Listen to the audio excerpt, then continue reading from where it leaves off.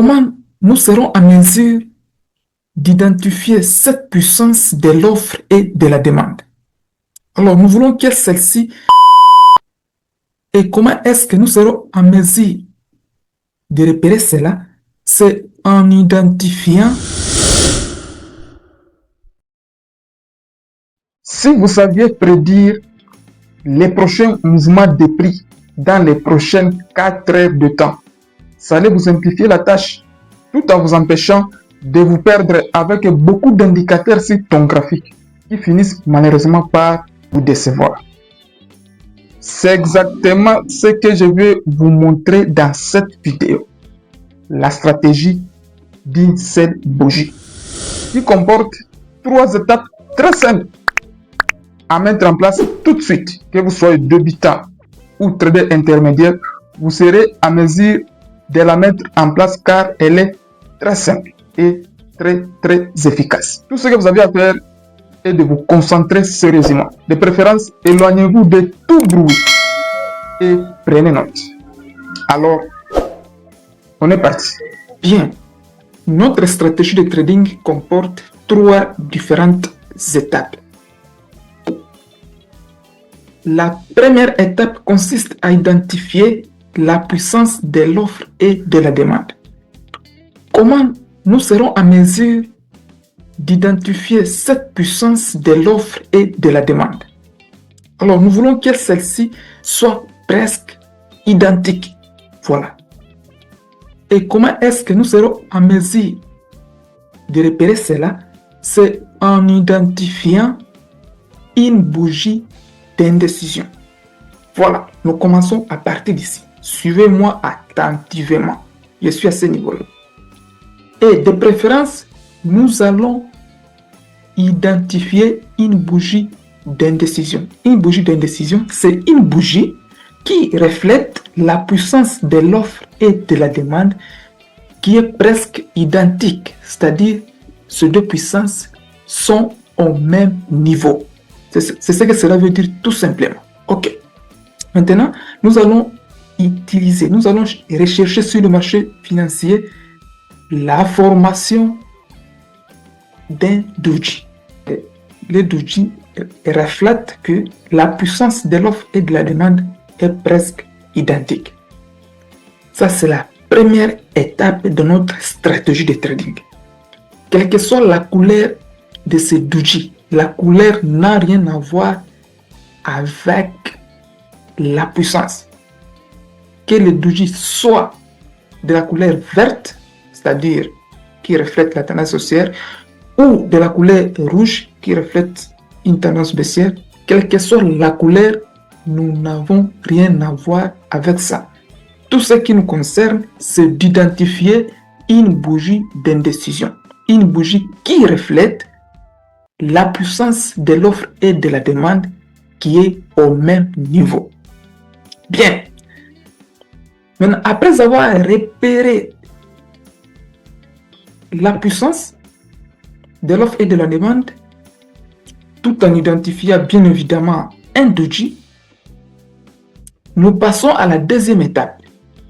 La deuxième étape consiste à valider la puissance dominante. Parce que ici, nous n'avons pas une confirmation que la puissance qui domine l'autre. Maintenant, nous voulons savoir entre ces deux puissances, laquelle est dominante. Voilà. C'est pourquoi notre deuxième étape consiste à déterminer quelle est la puissance qui domine l'autre. Je suis à ce niveau. Suivez-moi attentivement chaque étape. Tout ce que vous avez à faire, c'est de prendre note et de vous concentrer sérieusement. Maintenant, je vous ai bien dit que la couleur n'a rien à voir. Tout ce qui nous concerne, c'est juste la formation d'un doji. Un point barre. Maintenant, lorsque nous avons identifié la formation d'un doji sur le marché, nous allons attendre la prochaine bougie. Et sans oublier, ce doji, nous allons le repérer en H4. Comme je l'ai bien dit dans mon introduction. Voilà. Nous allons le repérer en H4. Très bien. Maintenant, après avoir identifié la formation d'un douji dans l'unité de temps H4, c'est-à-dire chaque bougie équivaut à 4 heures de temps, nous allons attendre que le prix nous donne quel côté qui domine sur le marché entre l'offre et la demande. Voilà. Après avoir repéré un douji en H4, quelle que soit la couleur de ce douji, et que nous remarquons la prochaine bougie H4 est haussière, vous voyez cette bougie que j'ai essayé d'illustrer ici.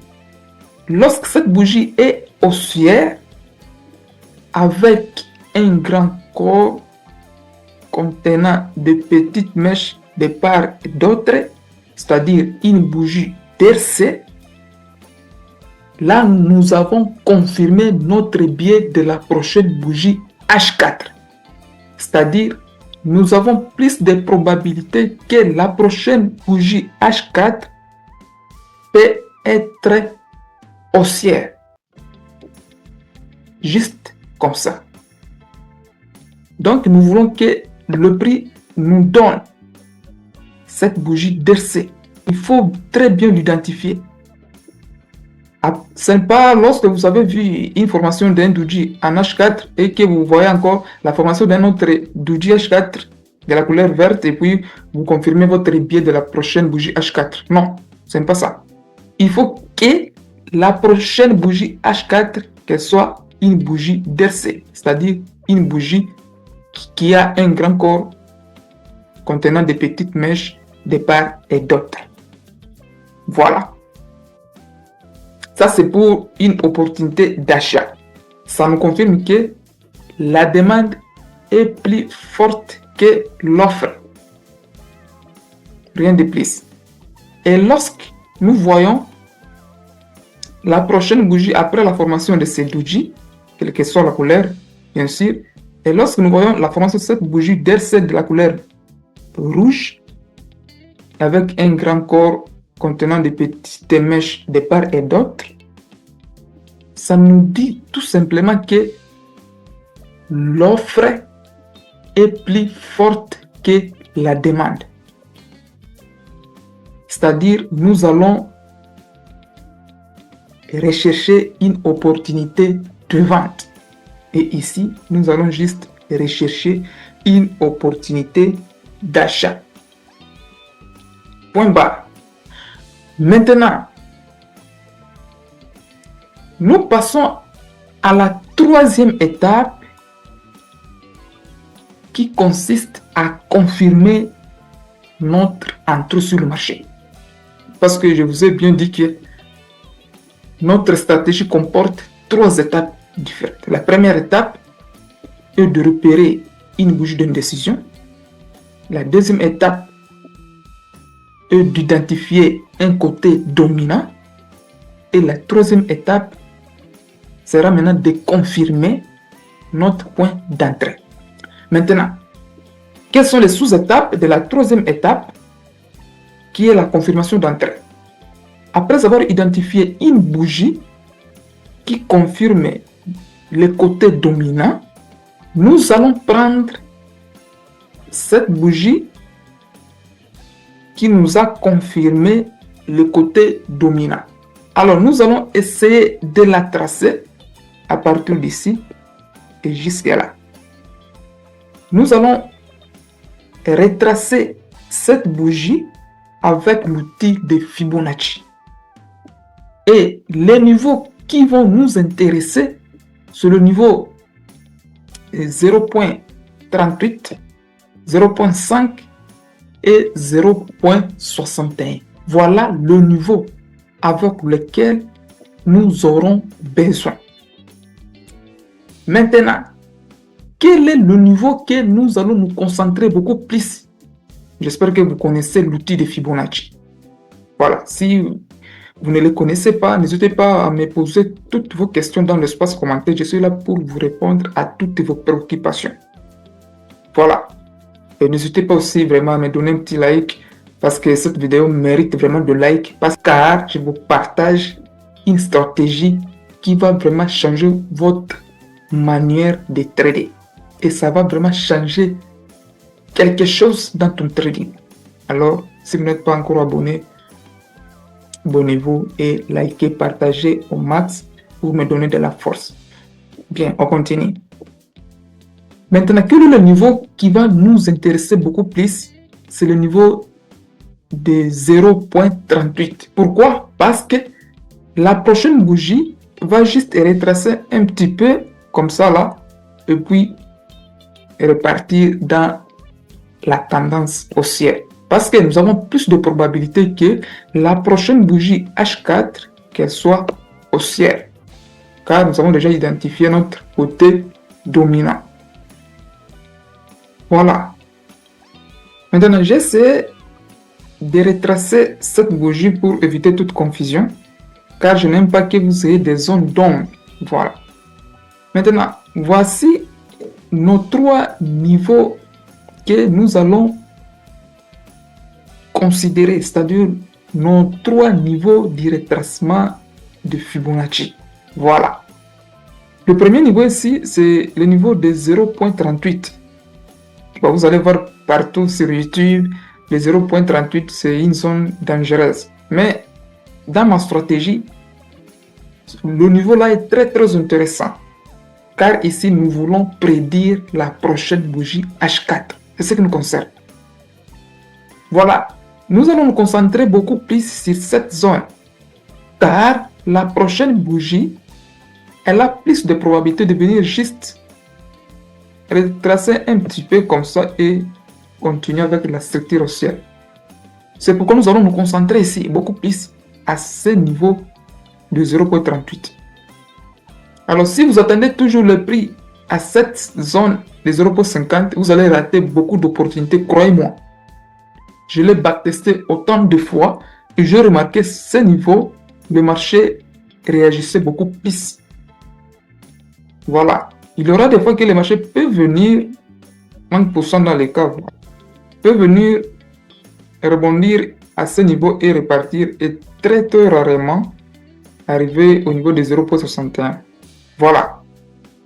Et la puissance de notre stratégie, nous allons entendre que le prix intègre l'une de nos 3 niveaux clés. Voilà. Et nous allons rechercher une configuration de liquidité. C'est ça la puissance. Parce que le prix peut rebondir à ce niveau-là. Si nous n'avons pas trouvé une configuration de liquidité, ça ne sert à rien de prendre position. C'est ça aussi la puissance de notre stratégie. Alors nous allons attendre que le prix intègre l'un de nos 3 niveaux afin que nous puissions rechercher une configuration de liquidité. C'est quoi une configuration de liquidité? Alors, ne vous inquiétez pas du tout, nous irons voir quelques exemples sur le marché réel. Voilà. Alors, c'est quoi une configuration de liquidité? Et comment nous allons la chercher? Pour notre... Attendez un peu que je change le stylo pour mieux vous expliquer. Voilà. Nous allons rechercher une configuration de liquidité dans l'unité d'état M3, vais-je dire, M3, ou soit dans M1. Voilà nos 2 unités d'état que nous allons rechercher une configuration de liquidité. Et c'est quoi la configuration de liquidité? C'est soit un breaker block, voilà, ou un mitigation block. Voilà. Ici, nous voyons le prix casse de haut. D'ailleurs, il a commencé par casser ici le bas, prise de liquidité. Puis, il casse le dernier plus haut là et il retrace comme ça et repartir dans notre sens. Toutes ces configurations que je vous montre ici, c'est pour une opportunité d'achat comme celle-ci. Voilà. Et ça sera plus faire ça pour une opportunité de vente. Donc, vous allez rechercher une pattern de liquidité comme ça. Voilà. Voilà. Le prix casse du haut, puis il casse le bas. Et vous allez attendre que le prix retrace comme ça et vous les chopez pour anticiper la prochaine bougie H4.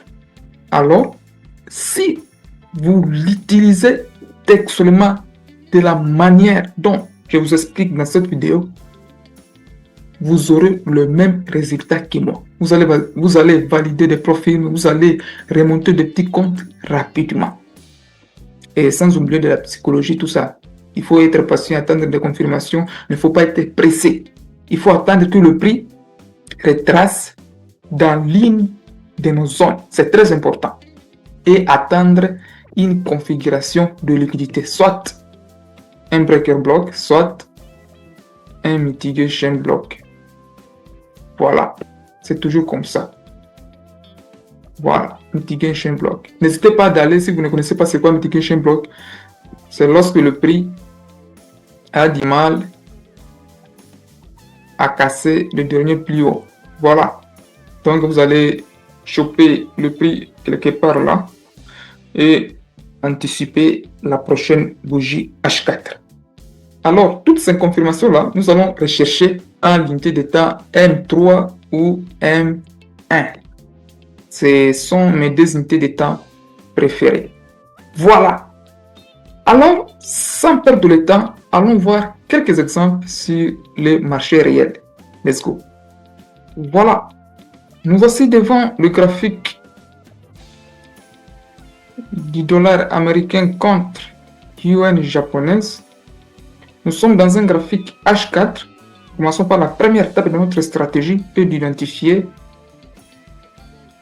une bougie d'indécision dans l'unité de temps H4. C'est-à-dire chaque bougie équivaut à 4 heures de temps. Alors nous allons essayer de repérer rapidement là les doji. N'hésitez pas à me le faire signaler dans l'espace commentaire en fait. Et nous avons un doji ici. Alors, je vais essayer de les tracer rapidement.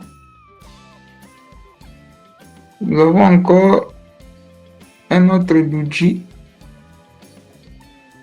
à ce niveau.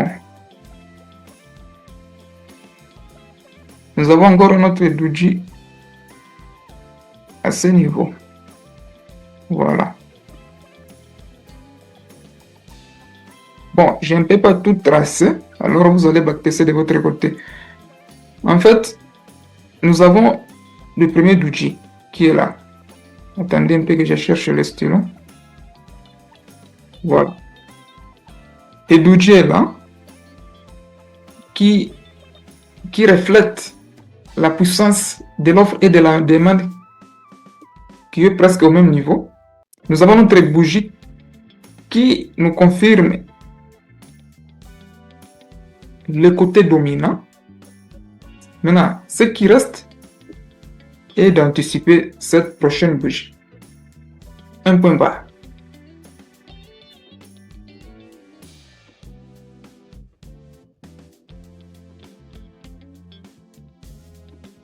Voilà. Notre deuxième opportunité ici, nous avons un doji. Les doji, c'est avec un petit corps. Il ne faut pas confondre les doji avec les marteaux et des choses pareilles. Voilà. Et je pense que vous n'êtes pas débutant de niveau 0. Nous avons un doji. Nous avons une bougie de confirmation, c'est-à-dire bougie DLC. Nous avons notre bougie qui nous confirme le côté dominant. Voilà. Ce qui nous reste est de prédire la prochaine bougie. Ce n'est pas de prédire, d'anticiper directement. Voilà. Car nous avons plus de probabilité que la prochaine bougie H4 peut être haussière. Voilà. Maintenant, nous allons descendre dans l'unité de temps M3 pour aller visionner des confirmations. Pour aller checker les configurations de liquidité. Parce que vous pouvez tout identifier comme ça là. S'il n'y a pas de confirmation, vous n'allez rien faire. Je descends rapidement dans l'unité de temps M3 pour aller checker les configurations de liquidité.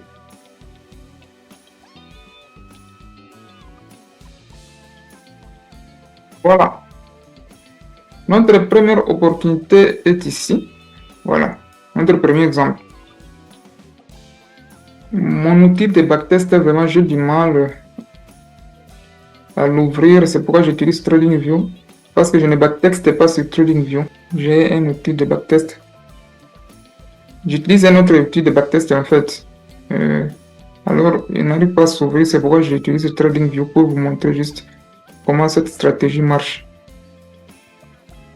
Alors, voilà. Je vais essayer de zoomer un peu pour mieux voir.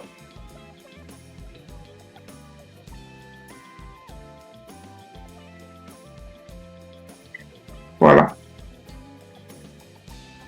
Notre bougie H4, le début c'est là, la fin c'est là. Voilà. C'est ça le point haut de notre bougie H4 et le point bas de notre bougie H4. Alors, nous voulons rechercher le niveau sur lequel le pli va intégrer et rechercher nos confirmations. Nous avons dit c'est le 0.38, c'est quelque part là. Le 0.50, c'est par ici. Et le 0.61, c'est là-bas. J'espère que vous connaissez les niveaux des outils de Fibonacci. Alors, le prix, vous voyez, partout ici, il n'a rien donné comme confirmation. Vous voyez, il est parti jusqu'au niveau du 0.61 ici. Vous voyez, jusqu'à ce qu'il nous donne une confirmation d'une pattern de liquidité. Ici, il nous a donné une confirmation de mitigation block. Voilà, je vous ai dit, nous allons prendre position soit en utilisant un breaker block ou soit un mitigation block. C'est ce qui s'est passé ici. Voilà, le prix nous fait un mitigation block. Alors, on allait nous positionner à ce niveau ici. Voilà, pour anticiper la prochaine bougie H4. Vous voyez, cette baisse, toute cette baisse, c'est parti de là jusque là. Donc, on allait tout bouffer en anticipant la prochaine bougie H4. C'est ça. Donc, notre position, ça allait ressembler à celle-ci. Je vais essayer de tout vous montrer. On allait nous positionner à ce niveau ici. Au niveau... Voilà.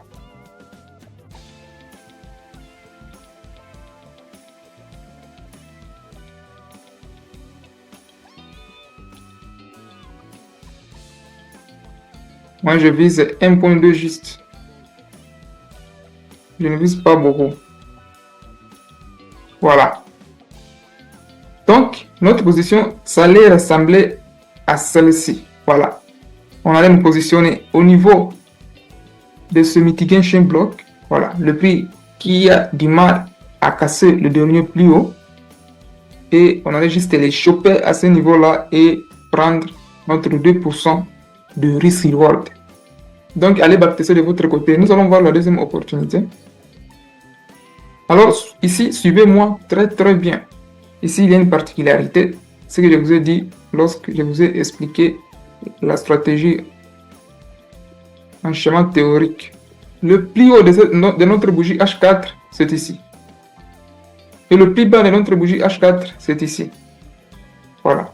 Maintenant, nous allons chercher les zones sur lesquelles le prix va rebondir et repartir dans notre sens. Voilà, nous avons notre niveau ici, le premier niveau là que j'ai essayé de tracer. C'est le niveau de 0.38. Voilà, je vous ai bien dit que c'est un niveau très puissant pour cette stratégie. Je vais essayer de zoomer pour mieux voir. Voilà. C'est le niveau de 0.38. Voilà, et c'est là où le prix a rebondi. Le prix arrive à ce niveau-là. Donc, la bougie H4 s'est terminée à ce niveau-là. Et puis, nous avons débuté notre prochaine bougie que nous voulons trader. Le plus haut, je vous ai dit, c'est ici. Voilà, nous sommes en M3. Alors, le prix rebondit dans notre premier niveau, qui est le niveau de 0.38. Et nous allons directement commencer à rechercher des confirmations. Voilà. alors on allait venir nous positionner à ce niveau. Voilà. Et notre position, ça allait ressembler à celle-ci.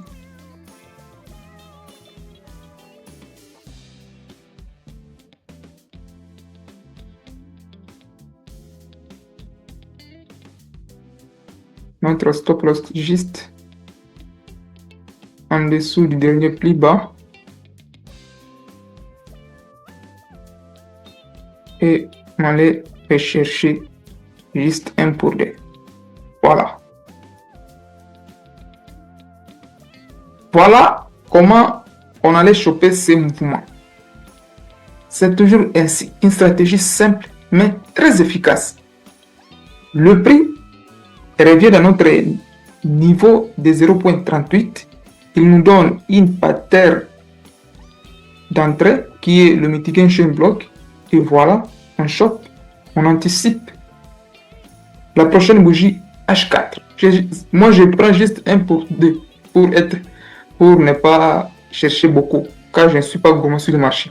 Alors, c'est à vous maintenant d'optimiser cette stratégie en manageant votre risk reward. Je l'ai bien backtesté plusieurs fois, tout en utilisant ce risk reward de 1 pour 2, c'est-à-dire je risque 1% de mon capital pour avoir un point bas. Voilà, en quelque sorte, cette stratégie fonctionne.